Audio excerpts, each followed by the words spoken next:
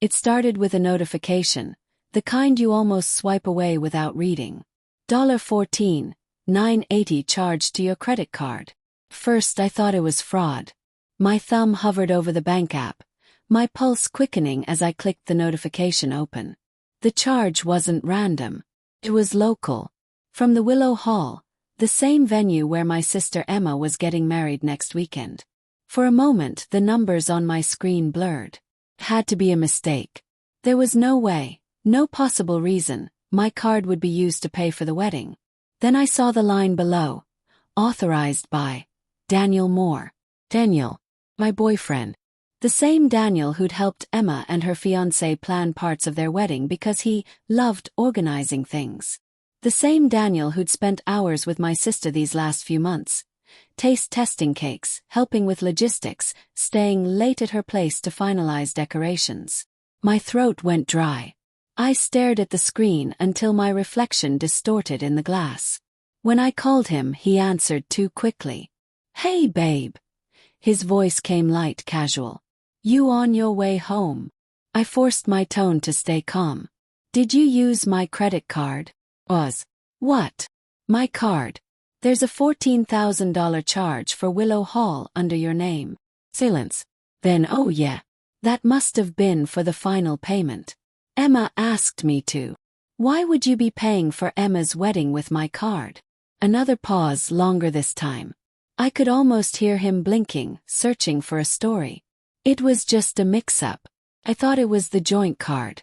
Relax, I'll fix it tomorrow. Joint card. We didn't have a joint card.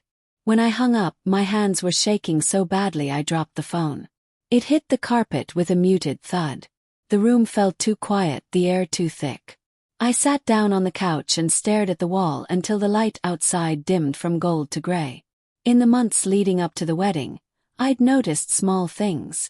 Emma laughing at texts during family dinners and locking her phone when I glanced over. Daniel excusing himself from plans because he had to help her with something. The way they seemed familiar in a way that didn't feel right. I told myself I was paranoid, that the stress of the wedding made me see things that weren't there. But now I couldn't ignore it. The next evening, I went to Emma's place under the pretense of dropping off her bridal robe. She opened the door barefoot, hair in a messy bun, phone in hand. "Hey," she smiled, pulling me into a hug that felt just a second too forced. "You didn't have to come all this way." I stepped inside. Her apartment smelled like vanilla and wine. On the counter were 2 half-empty glasses and a bottle of Merlot, still uncorked. "Expecting someone?" "Yes." She hesitated. "Daniel was here earlier. We were finalizing the seating chart." "Course he was." Her words were too smooth, too prepared. And then I noticed something. A tie draped over the back of her chair. Daniel's tie. The navy silk one I'd bought him last Christmas. I swallowed hard. "Emma," I said softly, "why did Daniel pay for your reception with my card?" She froze. The silence stretched, tight and heavy. "What are you talking about?" I took out my phone, showing her the statement. Her eyes flickered over it, then darted to me. "I don't know anything about that. Don't lie." My voice cracked, raw and trembling. "Tell me the truth." She opened her mouth, then closed it again. Her fingers twitched around the glass in her hand.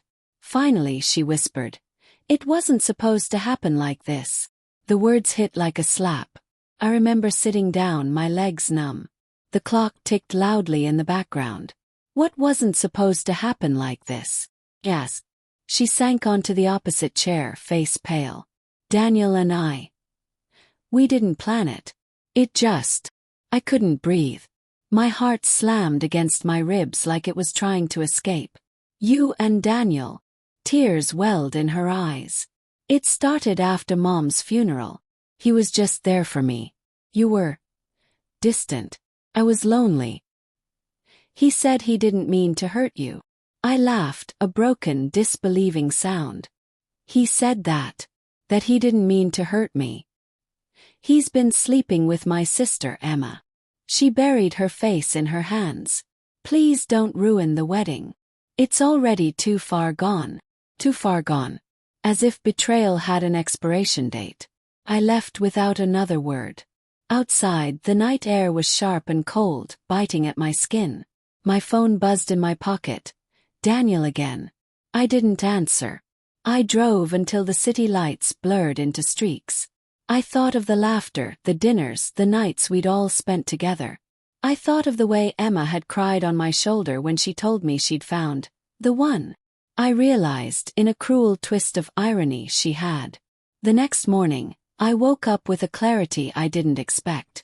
Not peace exactly, but something close to control. I transferred every cent from my account to a new one, canceled the card and called the venue. "I'd like to cancel the reception booking under my payment," I said calmly. "There's been an unauthorized use." The woman hesitated. "But the wedding is next Saturday. Everything's all ready." "I understand," I interrupted. "Please proceed with the cancellation." 3 days later, Emma called me. Her voice was frantic. "They canceled the reception. The venue said the payment was revoked." "What did you do?" "What I had to," I said evenly. "You and Daniel can pay for your fairy tale yourselves."